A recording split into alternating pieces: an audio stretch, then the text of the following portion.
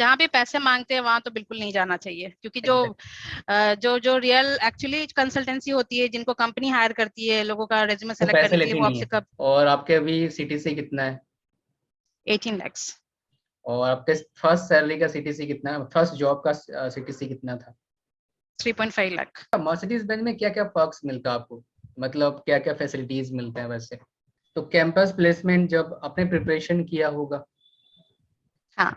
और आपके साथ बहुत से लोगों का हुआ भी नहीं, ऐसा होगा उनका जॉब नहीं लगा और आपका जॉब लग गया, हाँ। क्या डिफरेंस था कि हम्म। मार्क्स मैटर नहीं करता है? और आप उनको क्या बोलना चाहेंगे अगर एक लाइन में बोलना चाहें तो? मैंने टाटा एलेक्सी में स्टार्ट किया अपना करियर, तो हम्म। ऑब्वियसली वो कंपनी फ्रेशर्स के लिए बहुत अच्छी है। आपको एक्सप्लोर करने के लिए बहुत सारी चीजें मिलती है। लास्ट क्वेश्चन आपसे आना है, मर्सिडीज बेंज में कैसे क्या क्या क्वेश्चन आपको पूछा गया था इंटरव्यू में? ऑनलाइन हुआ था, ऑफलाइन हुआ था? Hey guys, so this is Ujjwal Kumar Sen, और आज और एक नया पॉडकास्ट हम शुरू कर रहे हैं स्टार्टिंग से, जो हमने लास्ट किया था।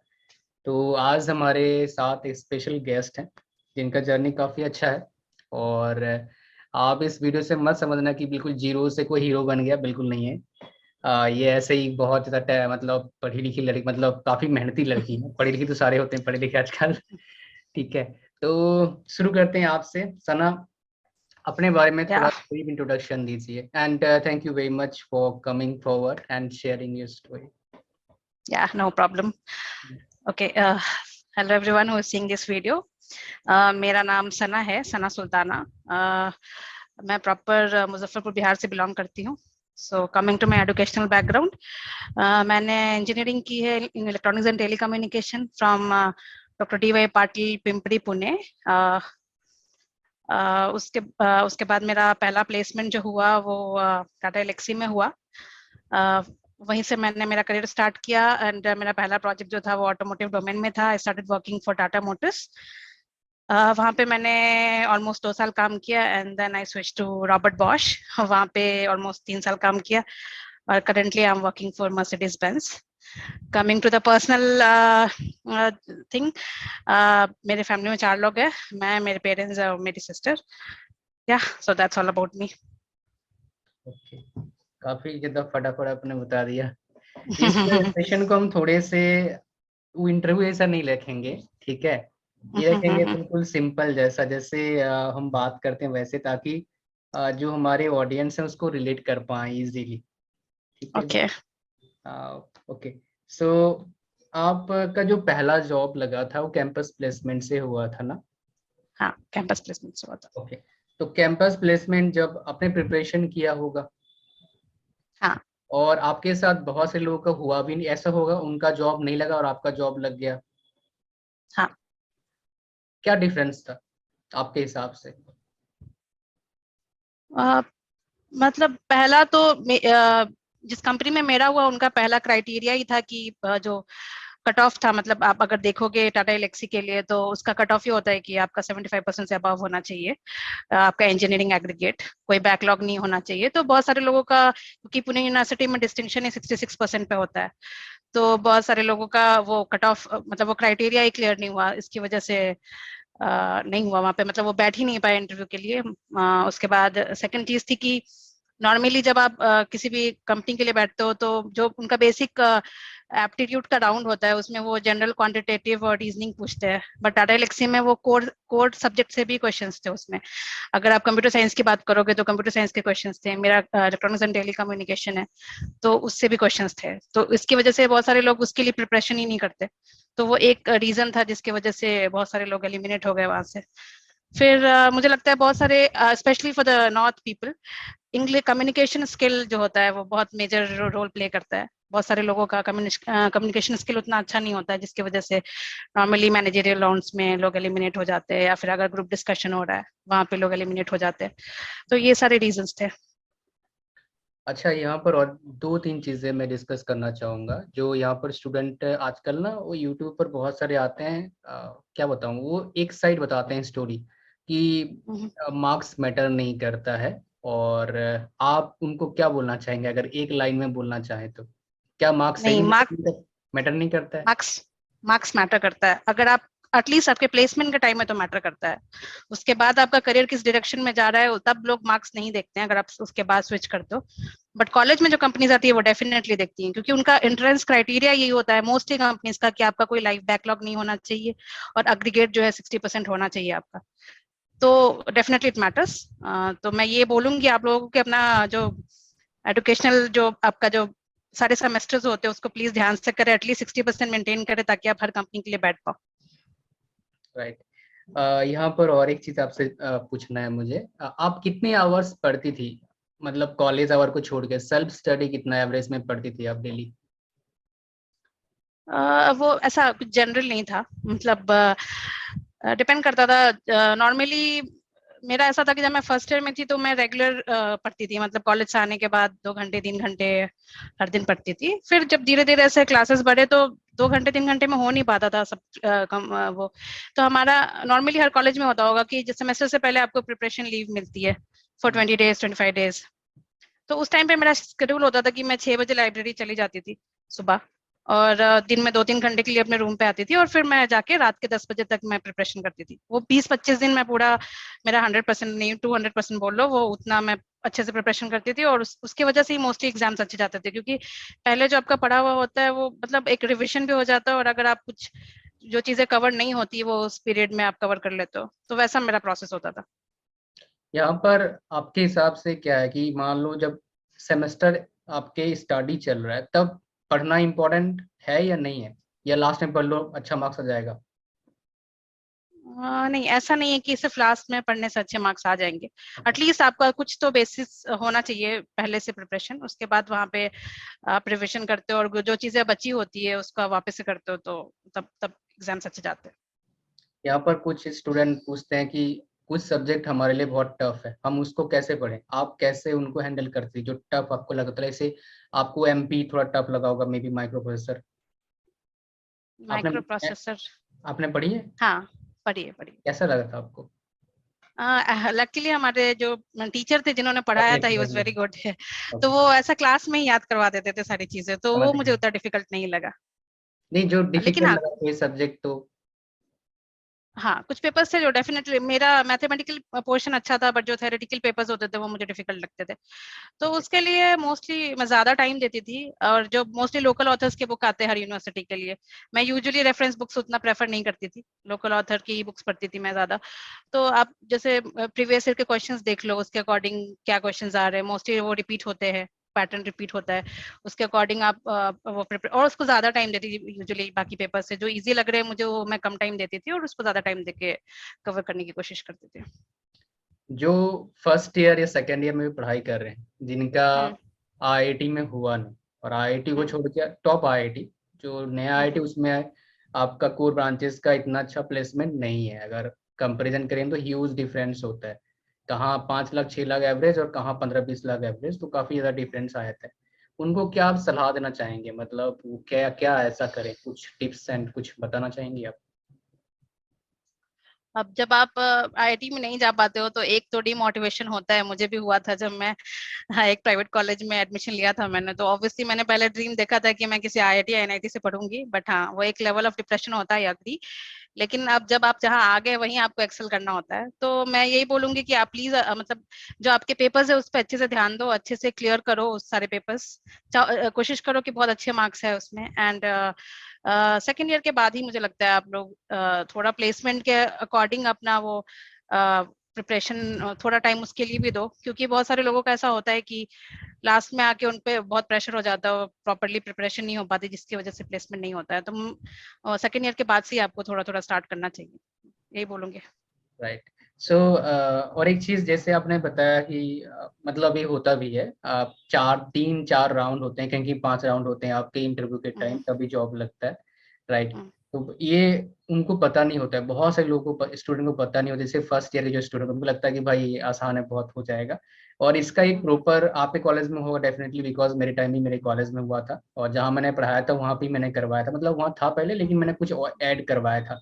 जैसे हम्म जीडी का प्रिपरेशन करवाना, उसके बाद आपका इंटरव्यू प्रिपरेशन करवाना, उसके बाद आपका एप्टीट्यूड का प्रिपरेशन करवाना, तो आपके कॉलेज में हुआ था ये? अलग से करवाया था? हाँ, हमारे कॉलेज में भी हुआ था, लेकिन वो हमारे बैच के बाद हुआ था अनफॉर्चुनेटली। जब हमारे बैच में वो उतनी ज्यादा तरीके से नहीं कराया था प्रॉपर। अच्छा। बट हाँ, कुछ कुछ एक्सटर्नल लोगों को बुला के 2 दिन 3 दिन का वर्कशॉप्स कराया था उन्होंने। ओके, ये होना चाहिए, इससे थोड़ा प्रिपरेशन अच्छा हो जाता हाँ। है। नेक्स्ट आते हैं, जो आपका जॉब इंटरव्यू, आपने मेरे को बोला था कि टाटा एलेक्सी में आपने जॉब किया था, उसके बाद 2 साल आप वहीं पर जॉब करी थी, फिर आपको कुछ लगा है, वो थोड़ा स्टोरी बताओगे आप, कैसे आप नेक्स्ट कंपनी में स्विच करी? ओके, तो और मैंने टाटा एलेक्सी में स्टार्ट किया अपना करियर। तो हम्म, ऑब्वियसली वो कंपनी फ्रेशर्स के लिए बहुत अच्छी है। आपको एक्सप्लोर करने के लिए बहुत सारी चीजें मिलती है। अगर आप ज्यादा बड़ी कंपनी में जाओगे जैसे टीसीएस, इन्फोसिस, तो मुझे ऐसा लगता है कि वो स्टार्टिंग में फ्रेशर्स को उतना एक्सपोजर नहीं देते, तो उनका 1 1.5 साल ऐसे ही निकल जाता है, उतना एक्सपीरियंस नहीं हो पाता है जितना मैंने सुना है। I am not sure, generalise नहीं बोल रही हूँ मैं, अपने एक्सपीरियंस के हिसाब से बोल रही हूँ। डायरेक्ट आप अपना व्यूज बता रही हो, उसमें क्या दिक्कत हाँ। है? लेकिन टाटा एलेक्सी ऐसा ऐसा ऑर्गेनाइजेशन है जहाँ पे आप फ्रेशर को पूरा फ्रीडम मिलता है कि आप अपने हिसाब से एक्सप्लोर करो चीजें, और अपने हिसाब से चीजें करो। तो उसकी वजह से बहुत ज्यादा लर्निंग हुई मेरी स्टार्टिंग में। मतलब करियर ग्राफ एक्सपोनेंशियल था मेरा स्टार्टिंग के 1.5 2 साल। और उसके बाद फिर मुझे ऐसा लगा कि मैं स्टैग्नेंट हो गई थी, ग्रोथ नहीं हो रहा था। तो वो एक लेवल ऑफ फ्रस्ट्रेशन आने लग जाता है जब जब लगता है कि अब कुछ समझ नहीं आ रहा है, मतलब वही चीजें मैं रिपीटेडली कर रही हूँ। तो हम्म, फिर मुझे लगा कि नाउ आई शुड चेंज। तो फिर मैंने मेरे जो जो सीनियर्स थे उनसे मैंने सजेशन लिया कि how should I start. Hmm, change करने का प्रोसेस मुझे पता नहीं था तब। हम्म। तो मेरी एक सीनियर थी, उन्होंने मुझे बताया कि हाँ, आपको रेज्यूमे बनाओ, अपडेट करो। फिर उन्होंने रेज्यूमे बनाने में मेरी हेल्प की। फिर मैंने रेज्यूमे नौकरी पे अपडेट किया। फिर कॉल्स आने स्टार्ट हुए। तो वैसे उसमें फेक कॉल्स आते हैं आपको कुछ वेबसाइट क्या से? फेक कॉल्स आ रहे थे फेक, कुछ, भाई 5,000 रुपया तो 10,000 पर इंटरव्यू करवाएंगे? आई थिंक 1 2 बार मुझे आया था, क्योंकि मैंने फ्रेशर जब मैं थी तब मैंने कहीं कहीं रजिस्टर कर दिया था। ओके। बट shine.com और कुछ कुछ ऐसे वेबसाइट्स है जहाँ से आता है। मैं बोलना चाहूंगी कि सबसे प्लीज आते हैं, जहाँ भी वैसे। सारे वेबसाइट से मतलब हर वेबसाइट से आता है वो। हाँ। कैंडिडेट को अवेयर रहना पड़ता है, बिकॉज वो उनके हाथ में है नहीं। वो तो, बिल्कुल बिल्कुल। वो उनके हाथ में कैसे होगा, कौन किसको कॉल कर रहा है, वो तो पब्लिकली दिखता है जो भी उसका एक्सेस दे रखा है। बिल्कुल। ये इसलिए पॉइंट को मैं डिस्कस करा, बिकॉज बहुत से लोग तो कंपनी वाला करवा रहे हैं, वो कंपनी नहीं करवा रही है, लोग करवा रहे हैं, उसके हाथ में है नहीं कि उसको हम्म बंद कर दे। जैसे बहुत से उल्टा पुल्टा एडवर्टाइजमेंट आता है यूट्यूब पर, फेसबुक पर, तो फेसबुक उसको ब्लॉक कर सकती है, लेकिन उसके हाथ में नहीं है वो 100%। ओके। तो जहाँ भी पैसे मांगते हैं वहां तो बिल्कुल नहीं जाना चाहिए, क्योंकि जो एग्जैक्ट। जो जो रियल एक्चुअली कंसल्टेंसी होती है, जिनको कंपनी हायर करती है लोगों का रेज्यूमे वो सेलेक्ट पैसे करने के लिए, लेती वो नहीं आपसे है, कभी पैसे नहीं मांगेंगे वो आपसे। कंपनी से पैसे तो लेती है, कैंडिडेट से पैसे बिल्कुल लेती नहीं बिल्कुल है। बिल्कुल। तो वो फेक होते हैं मोस्टली। एग्जैक्टली सही, यही पॉइंट डिस्कस में अच्छा आ गया, नहीं तो बहुत सारे स्टूडेंट ना पैसा फंस जाता है बहुत सारे का, मेरे पास बहुत सारा फंस हम्म। जाया था। नेक्स्ट हम बात करते हैं आपके जो वर्क एनवायरनमेंट, आपने एक्सपीरियंस का 3 4 कंपनी आपने काम करी ना, तो हम्म। क्या प्रॉब्लम आए एज ए गर्ल, कुछ प्रॉब्लम आया आपको? नहीं, क्योंकि मैं सारे एमएनसीज में थी, तो वहाँ पे ऐसा एनवायरनमेंट होता नहीं है कि, स्पेशली आईटी में तो नहीं होता है, वहाँ पे इक्वल अपॉर्चुनिटीज होती है। हम्म, तो ऐसा कभी इशू नहीं आया। और स्पेशली जो एक वर्किंग आवर होता है, सारे एमएनसीज में ऐसा रूल होता है कि 7:38 के बाद लड़कियों को नहीं बैठने देते हैं, सेफ्टी पॉइंट ऑफ व्यू से। तो वो भी एक बहुत अच्छी चीज है फॉर गर्ल्स। फिर बहुत सारी पॉलिसीज ऐसी है कि आपको कहीं इशू नहीं आएगा यूजुअल केसेस में। मुझे तो एटलीस्ट अभी तक ऐसा कोई इशू नहीं आया और है आपके बीइंग अ कितने गर्ल। साल हुए कॉर्पोरेट में काम करते हुए? 6 साल। 6 साल। 6 ईयर में नहीं आया मतलब एक बहुत बड़ी बात है, बहुत सारे हाँ हाँ। डरते हैं इस चीज से ना, इसलिए आप मैं एक हम्म, पॉइंट डिस्कस कर हम्म। रहा हूँ। मैं बता मतलब, जो एक कैंडिडेट से पूछो तो थोड़ा ट्रस्ट फैक्टर आता हाँ हाँ। हाँ बिल्कुल। है ना? अच्छा, नेक्स्ट हम बात करते हैं, अब 3 4 इंपॉर्टेंट पॉइंट हमारे पास रह गया। अभी करंटली आप जॉब कर रहे हैं मर्सिडीज बेंज इंडिया में, राइट? हाँ, अभी आपका जॉब प्रोफाइल क्या है? मैं अभी एज अ सीनियर इंजीनियर काम कर रही हूँ वहाँ पे। और मेरा डोमेन जो है वो पावर ट्रेन है, इलेक्ट्रिक व्हीकल के लिए। तो मैं जो गियर गियर शिफ्टिंग होती है कार्स में, ऑटोमेटिक गियर शिफ्टिंग, तो उसके लिए अलग अलग चीजें होती है, लाइक उसकी फंक्शनल टेस्टिंग और सेफ्टी पॉइंट ऑफ व्यू से कैसे क्या क्या होता है, वो सारी टेस्टिंग करती हूँ मैं अभी फिलहाल। और आपके टीम में कितने लोग हैं? मेरी टीम में ऑलमोस्ट 10 लोग हैं। तो 10 लोग सेम काम करते हैं आप लोग? नहीं नहीं, सबका मॉड्यूल डिवाइडेड है। एक कार में अगर कोई नई कार लॉन्च होने वाली है तो अलग अलग मॉड्यूल अलग अलग लोगों का साइन है। ओके। और आपके अभी सीटीसी कितना है? 18 lakhs। और आपके फर्स्ट सैलरी का सीटीसी कितना है, फर्स्ट जॉब का सीटीसी कितना था? 3.5 lakh। Not bad right. 610 lakh या। में ग्रोथ करा। हाँ हाँ हाँ 100% हाँ। हर साल लगभग। चलिए, और ये जो अपने ग्रोथ करा ये सबको नहीं मिलता है, टू बी ऑनेस्ट। मैं सब ये जो एफर्ट डालते हैं या फिर इनका जो प्रोसेस है, आपने अगर सुना होगा जो व्यूवर्स हैं, अ, अगर ऐसे करोगे तो आपको ज्यादा ही मिल सकता है, थोड़ा कम मिल सकता है, मिलेगा जरूर, अच्छा आप ग्रोथ मिलेगा अगर ऐसे सोचोगे तो। आप जाके बिल्कुल। बोलोगे मेरे को कम सैलरी, अगर आप सोची होती कि मेरा तो 3.5 लाख सैलरी है, मैं क्यों मेहनत करूं, तब आप एक ग्रोथ ले नहीं पाते। आपने ग्रोथ इसलिए लिया राइट। बिकॉज आप अपना अपना जो मेन थी ब्रेन है उसको अपने धीरे धीरे करके डेवलप करा डेली, अपने सैलरी देखा नहीं। और हाँ। अक्सर लोगों को देखा मैंने गलती करते हैं ये चीजें, मैंने बहुत लोगों से बात करा तो बोलता है हम इतना काम क्यों करें, हमारा कम सैलरी है। तो कम सैलरी है इसलिए काम करना है, बिकॉज कम सैलरी आपको क्यों मिल रहा है, बिकॉज आपके अंदर कुछ कमियां हैं उसको दूर करना है, राइट। तो नेक्स्ट हम बात करते हैं क्या क्या मर्सिडीज बेंज में क्या क्या पर्क्स मिलता है आपको, मतलब क्या क्या फैसिलिटीज मिलते हैं वैसे। फैसिलिटीज, फूड फ्री है, ब्रेकफास्ट लंच। हम्म, कोई लोग जो रात को रुकते हैं तो डिनर तो फूड तो फ्री है। हम्म, उसके बाद नॉर्मली आईटीज में होता ही है, हेल्थ इंश्योरेंस प्रोवाइड होता है आपको। वो तो सब वो जगह सब तो वो जो बेसिक, हाँ। ट्रांसपोर्ट फैसिलिटी है। है। और इंफ्रास्ट्रक्चर तो ऑब्वियसली बहुत अच्छा है। तो इन जनरल जो बेसिक फैसिलिटीज होती है वो सब कुछ है, और फूड फैसिलिटी बहुत अच्छी है। आपको बिल्कुल नहीं लगेगा कि आप बाहर खा रहे हो। तो मेडिकल बाकी सारी चीजें फैसिलिटीज में अच्छी है। दे रहे हैं, मेडिकल में वो दे रहे हैं सिर्फ, वो क्या उसको बोलते हैं, हेल्थ इंश्योरेंस दे रहे हैं वो। हेल्थ इंश्योरेंस दे रहे हैं, कितने? हाँ। और ऑफिस में डॉक्टर डॉक्टर भी है, अगर आपको चाहिए तो you can go there and visit. और अभी बहुत लोगों का वो एनजाइटी और डिप्रेशन, वो अभी बहुत कॉमन है। तो उसके लिए भी कैसे हो रहा है योगा हमेशा मेल्स सेशन? आते। नहीं, योगा सेशन एंड देन आप ऑप्शन होता है कि आप अगर किसी साइकेट्रिस्ट को विजिट करना चाहते हैं तो वो भी ऑप्शन है वहाँ पे। सो आप और वो ऐसा है कि आपके मैनेजर को भी पता नहीं चलेगा कि you are going to a psychiatrist, because बहुत सारे लोग इस चीज के लिए ओपन नहीं है अभी भी। समझ गया समझ तो गया। वो दैट इज लाइक आपका पर्सनल होगा, किसी को पता नहीं चलेगा, you can go and visit. तो वो बहुत अच्छी चीज है, एटलीस्ट अभी के एनवायरमेंट के हिसाब से। राइट, अच्छा, आपके हिसाब से आप कैसे स्ट्रेस मैनेजमेंट करती हैं? मैं आपको यहाँ पर कुछ चीजें बता रहा हूँ। स्ट्रेस मैनेजमेंट के लोग क्या करते हैं, उपरंग काम करते हैं, मूवीज देखते हैं, और हम्म। हो सकता है वो किसी और वेबसाइट पे चले जाएं, कुछ भी चैटिंग करें, या फिर लोग दारू पीते हैं, राइट, या फिर नाइट क्लब में जाते हैं। तो आपके हिसाब से क्या आप क्या करती हैं, आप इस चीज में क्या करती हैं? सबसे पहले बात तो तो बेस्ट मैं तरीका एक वो क्या है एक स्ट्रेस मैनेजमेंट का, हाँ। जो तो हम एक हार्मफुल चीज, ना हो आपके लिए? हाँ डेफिनेटली। एक तो बहुत इंपॉर्टेंट चीज है कि लोग अपनी पर्सनल और प्रोफेशनल लाइफ मिक्स कर लेते हैं। पर्सनल स्ट्रेस को भी आप प्रोफेशनल चीजों पे हावी कर लेते हो, या प्रोफेशनल चीजें पर्सनल लेवल पे हावी कर लेते हो, वो बिल्कुल नहीं करना चाहिए। यू शुड डिवाइड, की आपका लाइन पता होना चाहिए आपको कि ये मेरी पर्सनल लाइफ है, I should keep it private, और जब मैं ऑफिस में एंटर करूँ तो that should not be there with me. तो वो एक चीज है। दूसरी चीज मेरा पर्सनल है कि मेरा जब स्ट्रेस होता है तो या तो मैं किसी क्लोज फ्रेंड को फोन करके सब वेंट आउट कर देती हूँ कि ऐसा ऐसा हो रहा है मेरे साथ, यूजुअली। या नहीं तो मुझे म्यूजिक बहुत पसंद है, तो मैं म्यूजिक सुनना प्रेफर करती हूँ। वेब सीरीज देख लेती हूँ कभी मन नहीं लग रहा तो। नहीं तो कभी ऐसा, कभी कोई बुक पढ़ ली, वैसे करके ये करती हूँ। Mostly I go to my close friends, और वहां पे मैं वेंट आउट कर देती हूँ जो भी चीजें।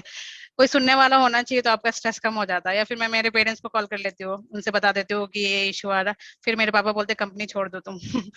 तो कहीं और चेंज कर लो, but again that is not the solution. तो बस यही होता है।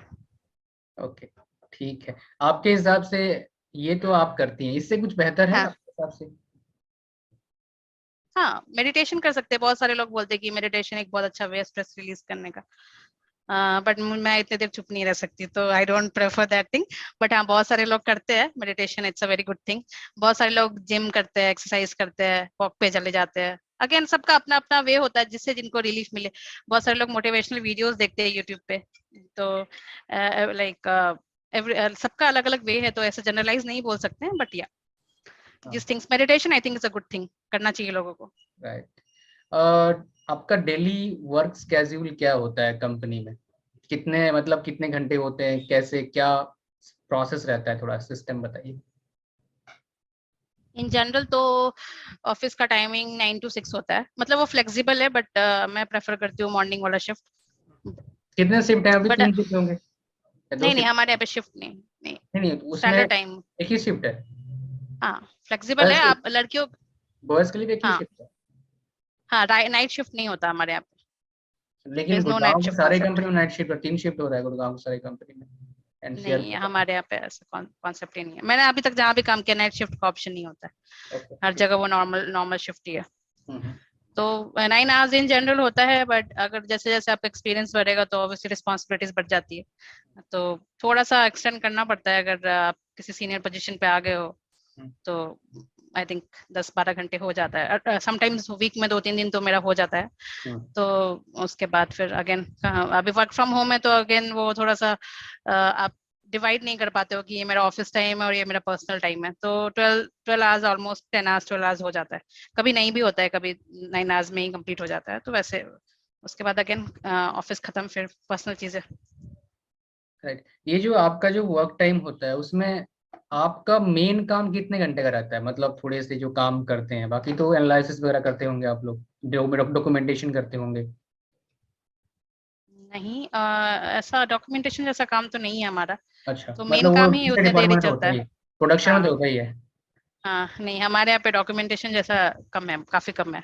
ओके। तो काम ही चलता रहता है वो 9 घंटे 10 घंटे जो भी है, अलग टेस्टिंग, फिर उसके लिए जब आप टेस्ट करते हो तो उसका जो टेस्टिंग रिपोर्ट्स होते हैं, अगेन आपको अगर कुछ डिफेक्ट आ रहा है तो उसको रेज करना है, फिर मीटिंग्स होती है, तो ऑलमोस्ट सब वर्क रिलेटेड ही होता है, सब चलता रहता डॉक्यूमेंटेशन है जैसी मतलब। चीजें कम होती है या। ओके। और लास्ट आपका जो क्वेश्चन जाना था, सर्टिफिकेशंस आपने बताया था मेरे को, आपने कुछ सर्टिफिकेशंस कर रखे हैं। जो हम्म। व्यूअर्स हैं आपको बता दूं, जो ये नाम बताएंगी मैं उनको डिस्क्रिप्शन डाल दूंगा ताकि कोई मिसकम्युनिकेशन ना हो। क्या ओके। क्या सर्टिफिकेशंस आपने किया हुआ है और थोड़ा सा उसके बारे में बता दिए अच्छे से। मैंने ISTQB का सर्टिफिकेशन किया है। ISTQB is international software testing and quality board. Hmm. तो दैट इज स्पेशली जो लोग टेस्टिंग डोमेन में हैं उनके लिए है ये सर्टिफिकेशंस। तो इसमें मैंने 2 सर्टिफिकेशन किया है अभी, ISTQB फाउंडेशन और ISTQB agile. So okay. The foundation is like, वो आपको मैक्सिमम टेस्टिंग कॉन्सेप्ट्स बताता है कि आपको कैसे टेस्टिंग करनी चाहिए, और अजाइल तो अगेन एक software development life cycle model है, तो उसमें कैसे काम करते हैं, that is all about it. तो ये दोनों सर्टिफिकेशंस किए मैंने। मतलब मेनली अगर किसी को सॉफ्टवेयर टेस्टिंग में जाना है तो ये अच्छा एक सर्टिफिकेशन अच्छा की रोल प्ले कर सकता है for getting good job, right? या बट अगेन उसके लिए प्री रिक्वायरमेंट है कि आपको 6 महीने का एटलीस्ट एक्सपीरियंस चाहिए, प्रोजेक्ट एक्सपीरियंस चाहिए, और उसके बाद ही आप ये सर्टिफिकेशन कर सकते हो। ओके, मतलब ये क्राइटेरिया है वो फॉर्म को फिल करने का, फिर हाँ। ये अप्लाई करने का। और हम्म। थोड़ा सा ये बताइए, आपने बताया था मेरे को कि आपने प्रिपरेशन कैसे किया था, ये काफी इंटरेस्टिंग था। किस चीज का प्रिपरेशन? ये आईएसटी इंजीनियरिंग की, एंट्री। नहीं आईएसटी क्यूबी का हाँ ओके। तो टेस्टिंग का उसका एग्जाम का प्रिपरेशन, और एग्जाम कैसे होता हाँ, है थोड़ा बताइए। एग्जाम 2 वे से होता है। बहुत सारे कॉर्पोरेट कंपनीज अपने इनसाइड अपने यहाँ पे करवाती हैं। उनके जो ISTQB के जो मेंबर्स होते हैं वो आते हैं और एग्जाम कंडक्ट करवाते हैं। ऑफलाइन होता है, ऑनलाइन मोड नहीं है अभी तक इसका।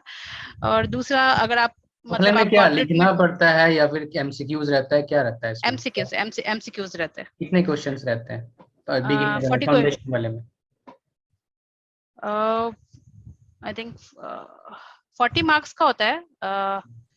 Number of questions I am not sure, I think 40 questions होते हैं, आई एम नॉट श्योर, मतलब क्वेश्चन का नंबर मुझे अभी ध्यान नहीं आ रहा और आपको अगर है। याद है तो तो कितने परसेंट में सर्टिफिकेशन मिल जाता है, कितने हाँ परसेंट हाँ सॉरी, मार्क्स? 40 मार्क्स का होता है, और 26 मार्क कम से कम चाहिए आपको क्लियर करने के उससे सर्टिफिकेशन लिए। आपको मिल जाएगा? हाँ, मिनिमम 26 मार्क्स आप अगर लेके आ रहे हो तो आपको मिल जाएगा certification. You are certified for that particular skill, है ना? हम्म। अच्छा। और ये जो आपका जो प्रिपरेशन आपने किया थोड़ा वो बताओ, वो काफी अच्छा है इसी सर्टिफिकेशन का। हाँ तो उसके लिए आपके जब आप उसके वेबसाइट पे जाओगे तो हर कोर्स के लिए, हर टेस्ट एग्जाम के लिए सिलेबस ऑलरेडी अवेलेबल होता है, वो आप डाउनलोड कर लो। हम्म। उसमें डिपेंडिंग 6 चैप्टर्स 8 चैप्टर्स ऐसे होते हैं। तो वो मैंने पढ़ा था। मतलब ऑलमोस्ट एक हफ्ता लगा मुझे वो सब ऑफिस के साथ करने में। तो I went through all the chapters, और फिर ऑनलाइन बहुत सारे मॉक टेस्ट अवेलेबल है, तो मैंने हर चैप्टर के बाद मॉक टेस्ट दिए थे chapter wise. Again chapter wise जब मेरा कंप्लीट हो गया तो मैंने इन जनरल जो सारे चैप्टर्स को मिला के जो एक मॉक टेस्ट होता है कंप्लीट, वो मैंने बहुत सारा दिया, तो उससे मुझे एटलीस्ट आइडिया लग गया था कि एग्जाम्स में क्वेश्चंस कैसे आते हैं। तो बहुत हेल्पफुल हुआ वो, और फिर मैंने जाके एग्जाम दिया। पहली बार में क्रैक हो गया होगा इतने प्रिपरेशन हाँ करने के पहले बाद? बार में। हाँ हाँ, तो पहले बार में ही क्रैक हो गया था। तो लास्ट क्वेश्चन आपसे आना है, मर्सिडीज बेंज में कैसे क्या क्या क्वेश्चन आपको पूछा गया था इंटरव्यू में? ऑनलाइन हुआ था ऑफलाइन हुआ था ये?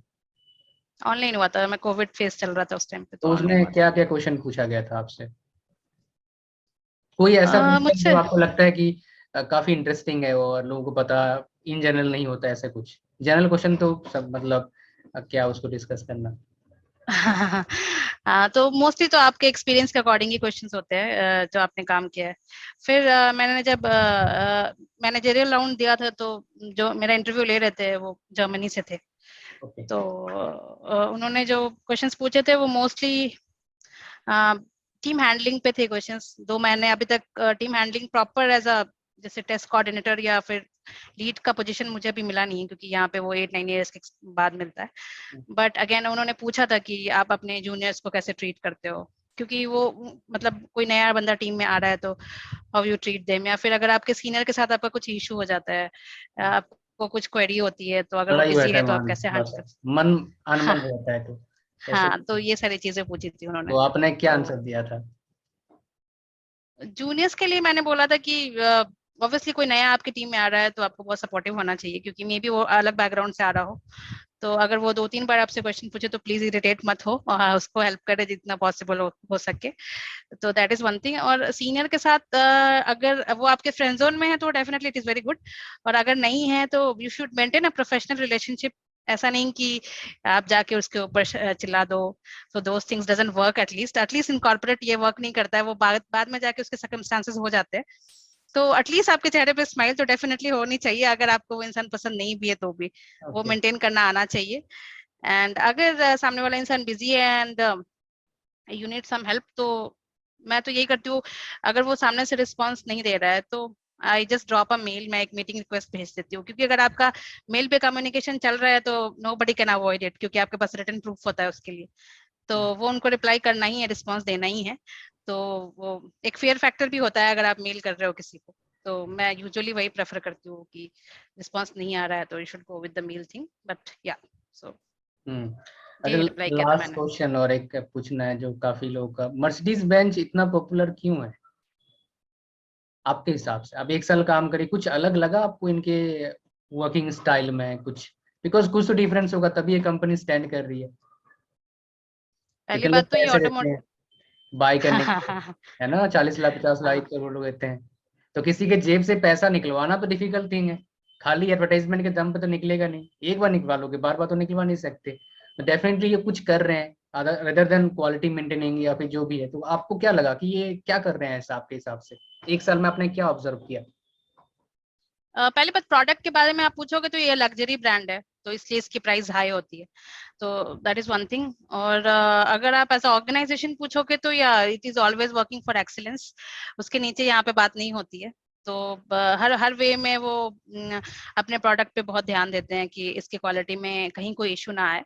And then coming to the employees, तो मैंने अभी तक जहाँ भी काम किया मुझे ऐसा लगता है यहाँ का वर्क एनवायरनमेंट बहुत अच्छा है। कैसे, थोड़ा बताएंगे, एक्सप्लेन करेंगे कैसे लगता है अच्छा है, मतलब किस जरिए में लगा आपको कि हाँ ये अच्छा है?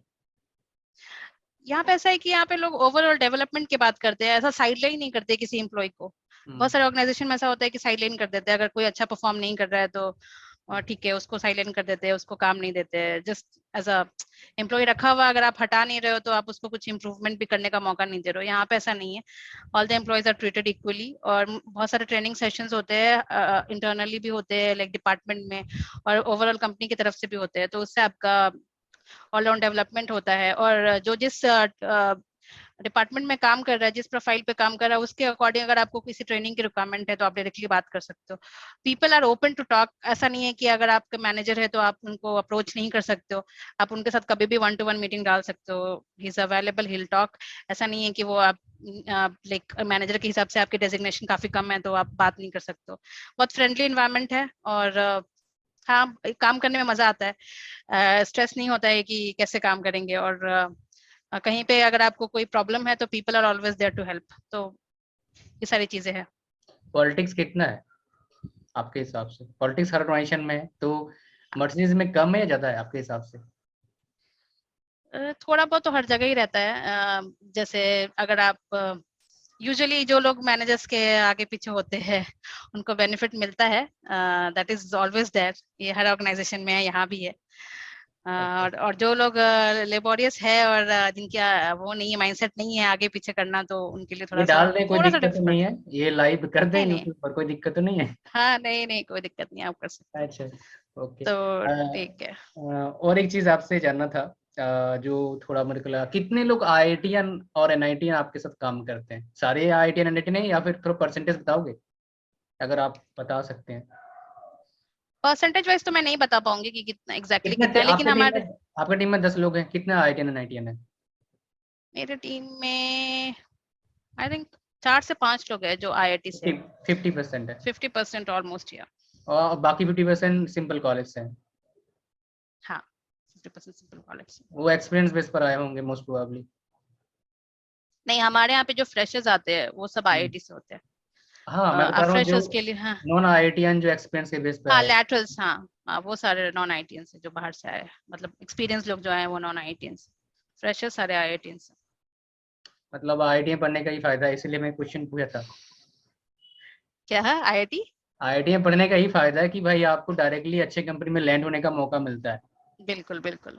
है ना? ये चीज दै- मैंने काफी जगह बताया था, यहाँ पर भी डिस्कस लेकर आया कि बहुत सारे देख रहे होंगे लास्ट तक, तो एटलीस्ट उनको एक पॉइंट माइंड में चला जाए। Okay, so thank you very much Sana, इतना ही था या इस सेशन में। जो देख रहे हैं भाई, thank you very much last तक देखने के लिए। आपके अंदर पेशेंस बहुत कुट कुट के भरा है, होपफुली आपको बेनिफिट मिलेगा आगे जाके।